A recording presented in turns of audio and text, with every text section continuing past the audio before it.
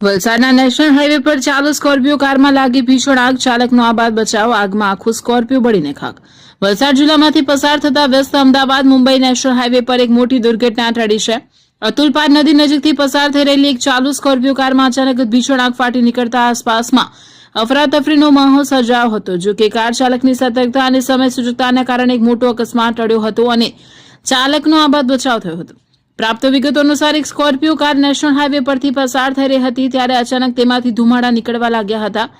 જોતજોતામાં આગે વિકરાળ સ્વરૂપ ધારણ કરી લીધું હતું અને આખી કાર આગની લપેટમાં આવી ગઈ હતી. સદનસીબે આગની જાણ થતાં જ કાર ચાલકે હાઈવેની સાઈડમાં સુરક્ષિત રીતે ઊભી રાખી દીધી અને ત્વરિત ગતિએ કારની બહાર નીકળી ગયો હતો. આ ઘટનામાં કોઈ જાનહાનિ નોંધાઈ ન હતી, પરંતુ થોડી જ વારમાં આખી સ્કોર્પિયો કાર બળીને ખાખ થઈ ગઈ.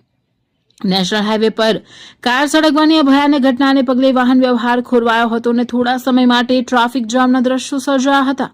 ઘટનાની જાણ સ્થાનિક તંત્રને થતાં જ નગરપાલિકાની ફાયર બ્રિગેડની ટીમ તાત્કાલિક ફાયર ફાઈટર સાથે ઘટના સ્થળે દોડી આવી હતી અને સતત પાણીનો મારો ચલાવીને આગ પર સંપૂર્ણ કાબુ મેળવ્યો હતો.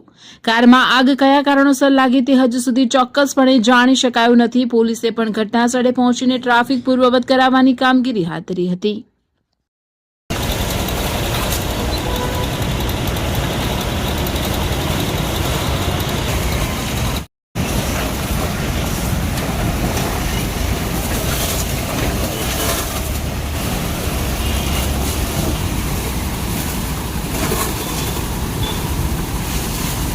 અમારી લાઈવ ન્યૂઝ 24 ચેનલને સબસ્ક્રાઇબ કરો.